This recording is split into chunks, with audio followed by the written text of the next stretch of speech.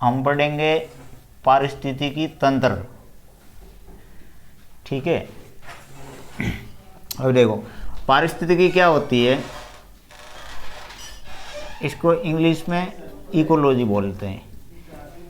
ये पर्यावरण विज्ञान की या विज्ञान की एक शाखा होती है जिसमें जीवों का पर्यावरण के साथ में जो अंतःक्रिया होती है उसका अध्ययन किया जाता है।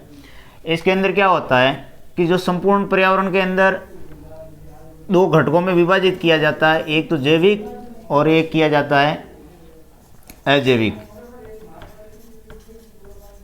इन जैविक और अजैविक घटकों के बीच में जो अभिक्रिया होती है, इनके मध्य जो संबंध स्थापित होता है, पारस्परिक क्रिया होती है, उसका जिस शाखा के अंदर अध्ययन किया जाता है वो कहलाती है पारिस्थितिकी विज्ञान या इकोलॉजी। ठीक है, अब इसके अंदर जैविक घटक नाम से जैसे स्पष्ट है, इसको अंग्रेजी में बोला जाता है बायोटिक। जैविक हिंदी में देखा जाए तो जैविक, जैविक का मतलब होता है जीव। ठीक है, जीव का मतलब होता है सजीव, अर्थात जिनके अंदर जो सजीव की श्रेणी में रखे जाते हैं। जैसे सजीव को दो भागों में प्राणी और पादप, अर्थात जीव जंतु और पेड़ पौधों को इस घटक के अंदर शामिल किया जाता है, जिसको जैविक घटक कहा जाता है। अजैविक के अंदर ये सारे सजीव हो गए, तो इसमें निर्जीव घटक होते हैं, जैसे कि तापमान होता है, मृदा होती है, पानी होता है अर्थात जल होता है। ठीक है, इसको हम वर्षा भी बोल सकते हैं।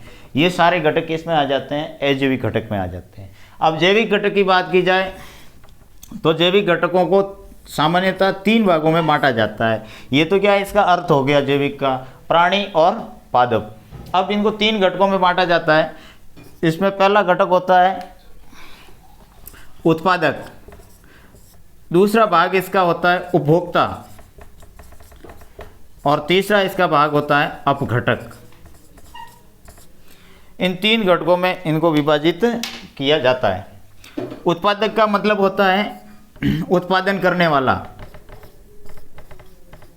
उत्पादन करने वाला अर्थात भोज्य पदार्थ है उसको बनाने वाले होते हैं, वो उत्पादक कहलाते हैं। अब सृष्टि का संपूर्ण भोजन बनता है, वो सब ऊर्जा के लिए निर्भर करता है सूर्य पर, अर्थात सूर्य के प्रकाश की उपस्थिति में जितने भी पेड़ पौधे भोजन बनाते हैं या शैवाल भोजन बनाती है वो कहलाते हैं उत्पादक।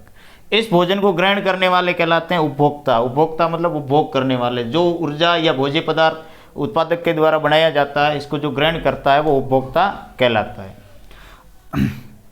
अब क्या होता है, पारिस्थितिकी की संकल्पना बात की जाए, इसका कंसेप्ट सबसे पहले दिया था ई हैकल ने, अर्नेस्ट हैकल ने दिया था सबसे पहले इसका कंसेप्ट, अर्थात इस शब्द को सबसे पहले दिया था हैकल ने। इसके बाद में बात की जाए ये जैविक और अजैविक घटक हो गए। जैविक घटक वे होते हैं जिसमें सजीवों को शामिल किया गया है और इनको तीन भागों में बांटा गया है, उत्पादक, उपभोक्ता और अपघटक। अजैविक घटक के अंदर निर्जीव घटक आते हैं जो आपस में क्रिया करते हैं। मतलब पारिस्थितिकी का मतलब यह है कि प्राणी और पादप किस प्रकार ताप के मध्य ताप पर निर्भर करते हैं, किस प्रकार मृदा पर निर्भर करते हैं और किस प्रकार जल पर निर्भर करते हैं, आपस में इनमें जो संबंध होता है उसका ये अध्ययन किया जाएगा पारिस्थितिकी विज्ञान में। अब क्या होता है कि जब इनमें परस्पर क्रिया होती है, क्रियाओं से एक तंत्र का निर्माण हो जाता है और उस तंत्र को कहा जाता है इकोसिस्टम। मतलब ये जब परस्पर क्रिया करते हैं तो इससे एक सिस्टम बन जाता है इकोलॉजी का, उसको बोलते हैं इकोसिस्टम। और इकोसिस्टम को हिंदी में बोलते हैं, यहाँ से इको ले लिया, यहाँ से ले लेते हैं पारी। ठीक है, तो इसको कहा जाता है पारी तंत्र। सिस्टम को अंग्रेजी में, हिंदी में तंत्र बोला जाता है। अब ये पारी तंत्र की संकल्पना, इसका कंसेप्ट दिया था एजी टेंसले ने।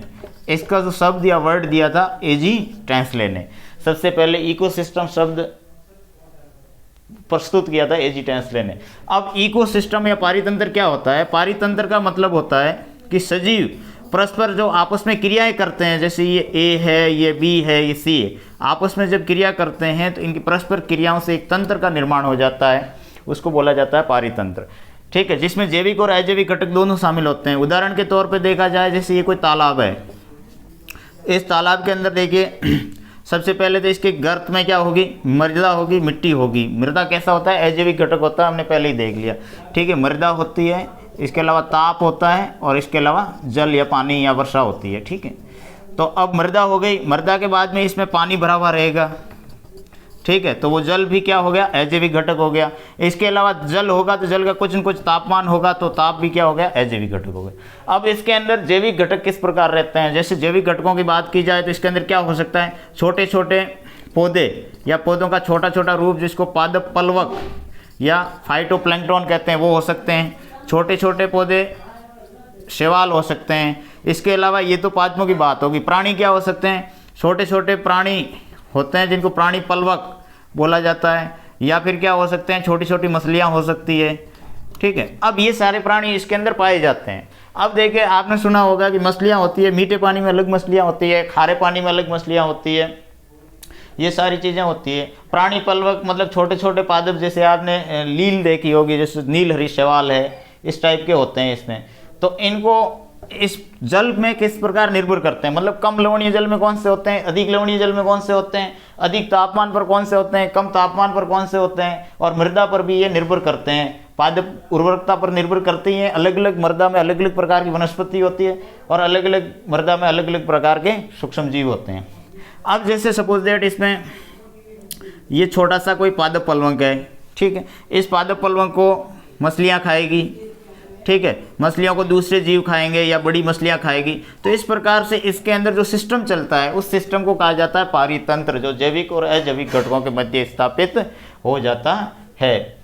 ठीक है, तो ये पारितंत्र अलग अलग होते हैं। अब पारितंत्र के आकार की बात की जाए तो पारितंत्र कहीं भी हो सकता है। कहीं की भी बोले तो पारितंत्र बोले तो आवास जिसके अंदर प्राणी रहता है, जीव कोई भी रहता है संसार में, वो छोटे से छोटा लेकर के बड़े स्थिति तक हो सकता है। मतलब सबसे सूक्ष्मतम अपन अगर इस संसार में देखें तो पानी की बूंद होती है, तो उस पानी के बूंद के अंदर भी सूक्ष्म जीव होते हैं। जैसे पानी की बूंद के अंदर बैक्टीरिया वगैरह होते हैं, तो उसका अंदर पानी जल हो जाएगा, वो अजैविक घटक हो जाएगा, तापमान वगैरह, और बैक्टीरिया हो जाएगा, वो जैविक घटक हो जाएगा। इस प्रकार पानी की बूंद को भी एक सूक्ष्म पारितंत्र की हम संज्ञा दे सकते हैं। इससे बड़ा तालाब होगा वो भी एक पारितंत्र होगा, नदी होगी वो भी एक पारितंत्र होगी, झील होगी वो भी एक पारितंत्र होगी, समुद्र होगा वो भी पारितंत्र होगा, और महासागर भी एक पारितंत्र होगा। इसी प्रकार वन है, ठीक है, और एक पेड़ भी पारितंत्र होगा और वन का भी पारितंत्र होगा। उसकी सीमाओं का निर्धारण और उसमें पाए जाने वाले जैविक और अजैविक घटक अलग अलग होंगे,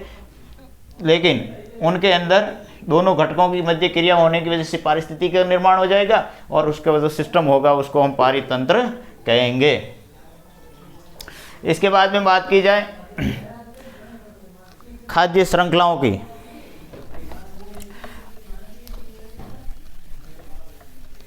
खाद्य श्रृंखला की बात की जाए कि प्राणी एक प्राणी से दूसरे प्राणी में ऊर्जा कैसे पहुंचती है। ठीक है, अब खाद्य श्रृंखला का मतलब ये हुआ कि जैविक घटकों को हमने 3 भागों में बांटा। एक तो प्रोड्यूसर मतलब उत्पादक, एक हमने बांटा इसको उपभोक्ता, और एक हमने इसको बांटा अपघटक। अब क्या होता है कि एक प्राणी ऊर्जा कहाँ से प्राप्त करें। जैसे उपभोक्ता को सामान्यतः 3 भागों में बांटा जाता है, शाकाहारी, मांसाहारी और सर्वाहारी। तो इसका मतलब ये होता है कि शाकाहारी वे होते हैं जो शाक को खाते हैं, शाक बोले तो पेड़ पौधों को खाते हैं, वो शाकाहारी हो जाते हैं।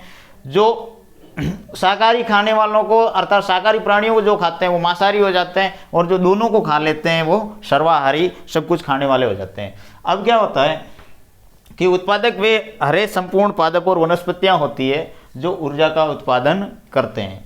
अब इसके बाद में बात की जाए तो ये खाते क्यों हैं, मेन क्वेश्चन ये आता है कि एक दूसरे को खाते क्यों हैं। तो एक खाने का जो कारण होता है वो होता है जीवित रहने के लिए, अपनी उत्तरजीविता बनाए रखने के लिए ऊर्जा की आवश्यकता होती है, और ऊर्जा भोजन से प्राप्त होती है, इसलिए ये एक दूसरे को खाते हैं। तो क्या होता है कि जो प्रोड्यूसर जिसको अपन बोलते हैं उत्पादक, उत्पादक से कंज्यूमर बोले तो उपभोक्ता ऊर्जा प्राप्त करेगा, और उपभोक्ता दूसरे उपभोक्ता को देते हुए इस टाइप से एक साइकिल चैन बन जाएगा। और इस चैन में क्या होता है कि जैसे उदाहरण के तौर पर लेते हैं, जैसे घास है, घास को किसी खरगोश ने खाया, ठीक है, खरगोश को सपोज दैट किसी कुत्ते ने खा लिया, और कुत्ते को किसी शेर ने खा लिया, ठीक है। अब क्या होता है कि शेर मर